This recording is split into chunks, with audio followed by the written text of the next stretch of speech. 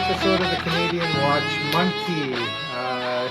Today I'm going to be talking about a particular dive watch that I've had for a little while, and it's quite rare now. The watch dates back to 2010, so I wouldn't call it vintage, but it's definitely a discontinued model made by Oris. And what brought this on was that this morning, while having my coffee, I'm still having my coffee, I thought I'd do a quick video on this topic because Watch Chris was doing a video on the top 10 extreme dive watches, and he failed to mention this one, and I thought, you know what, I'm gonna introduce you guys to it and bring it up to Chris as well.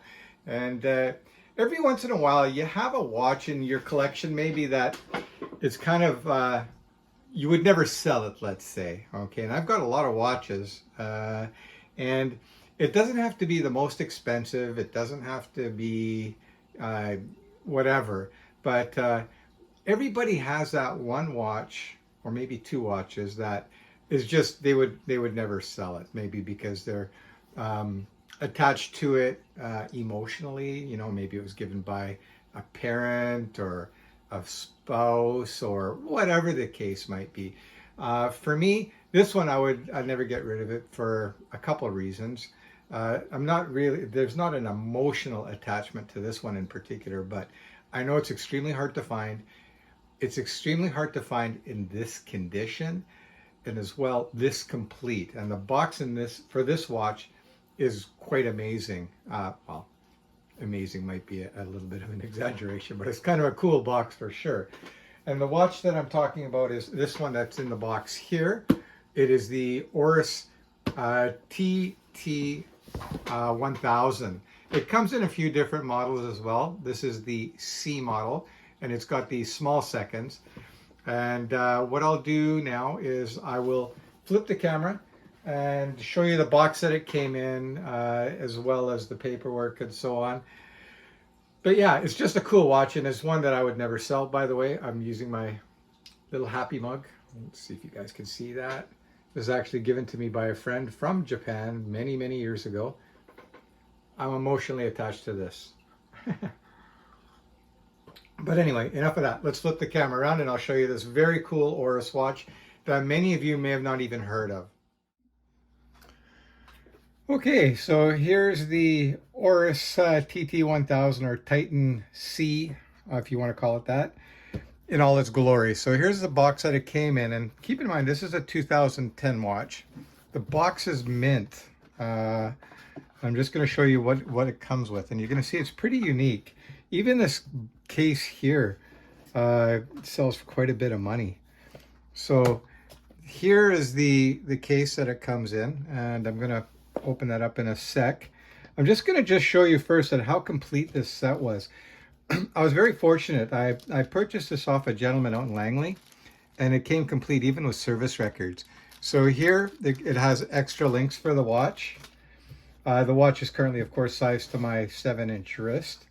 So I'll pull this book out, and here it's just, you know, full of information and that, your typical Oris stuff. So it, you know, service center and all different information on various models. These books here aren't model specific. It's kind of general. But here you can see the warranty card. I'm just gonna, let me get that out of here. It takes up too much room. And so I'm just gonna zoom in on this here so you guys can actually see. So here's the warranty card. So it was Geminations International Warranty, and you can see Oris. There's a caliber number there. There's the model number. It was purchased December 30th, 2010. It has a 2-year warranty, which is of course long expired. So it's kind of really cool that it has that. And on top of that, the gentleman that I purchased the watch off of had it serviced, and he paid $400 at a local jeweler's. It's called It's About Time on Fraser Highway. These guys are great, by the way. Maybe I'll leave a link in the description if you're in the greater Vancouver area. I've dealt with them before and made some purchases as well. Big thumbs up to these guys. But you can see here the subtotal, $400 he paid to have the watch serviced. And that was back in 2020, so 2 years ago, give or take.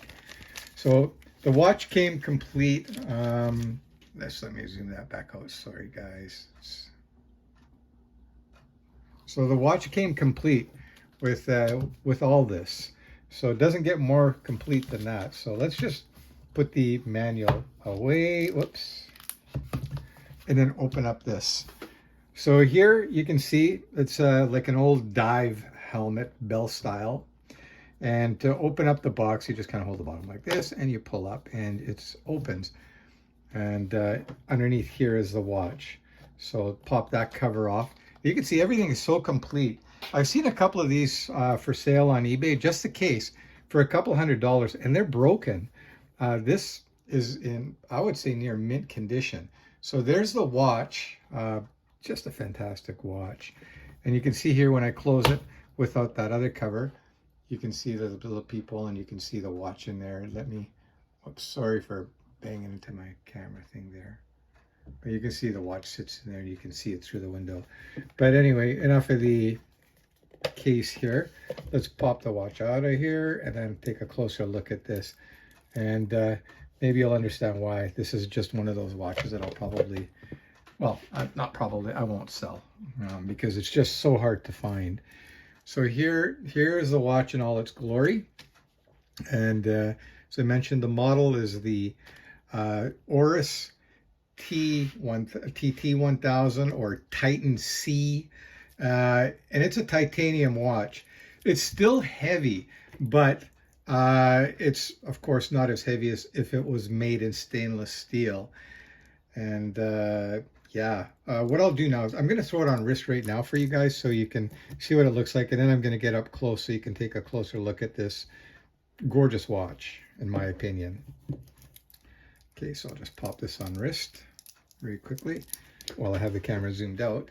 And you can see it's not an overly huge watch. It's a big watch, but it's not huge. I'll take some measurements for you too as well. And you can just see that's very nice, I think. But anyway, let's get up a little closer to the watch and show you some details of it and why I like this watch so much. All right, so you can see here, it's got a dive extension in the back. So to release that, you just pull and it pops out and you can wear it over a wetsuit or dry suit or whatever suit you got. So it's got a dive extension there. And to put it back in, it just goes like that. So it works very nice.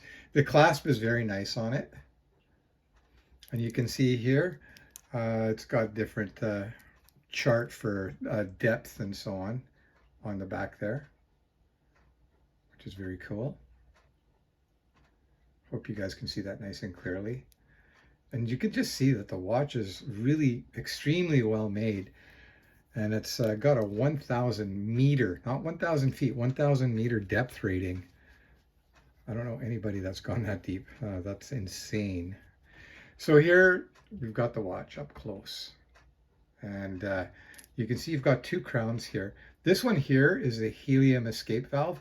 So if you're doing saturation driving, which I do every day, not, you just pop that out and it would get the gas out. So that's all that does. It doesn't do anything else. Or you know what is that?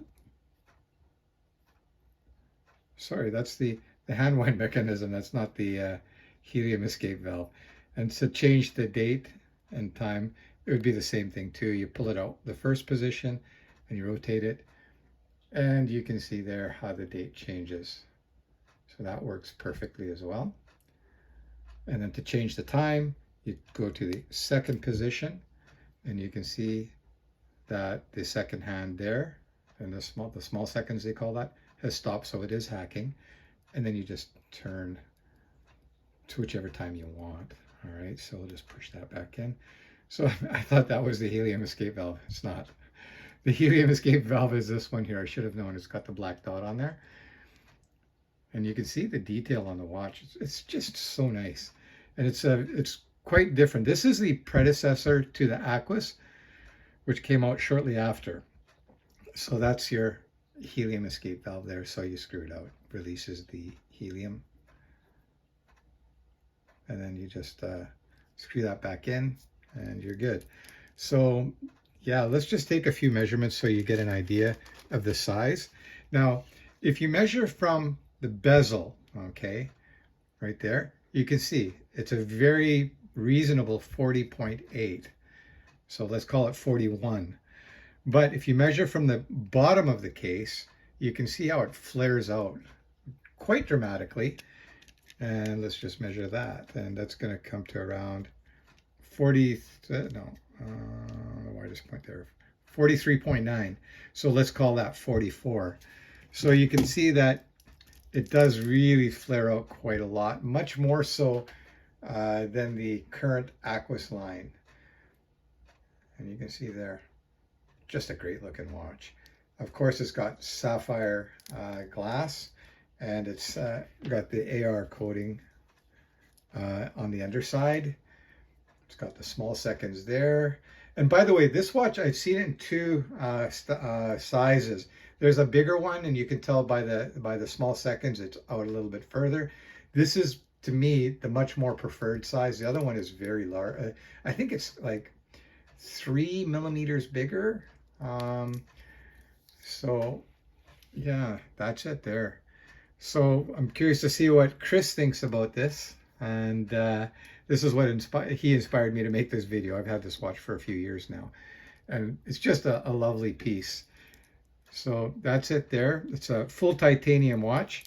The case, the bracelet, everything is full on titanium. And you can see that the watch pretty much shows as new. And to find one in this condition with such a complete set, good luck. Doesn't happen. And that's why this watch here is one that I will never let go. So there it is. So please leave some comments below. Tell me what you think of this watch. If you like it, how does it compare to you? Your taste compared to the other Aquis models. But yeah, I'm liking this watch very much. And I hope you guys like that too. So that was something a little bit different for you guys. Please like and subscribe if you haven't already done so. Have a great day, great weekend, and we'll see you on the next one.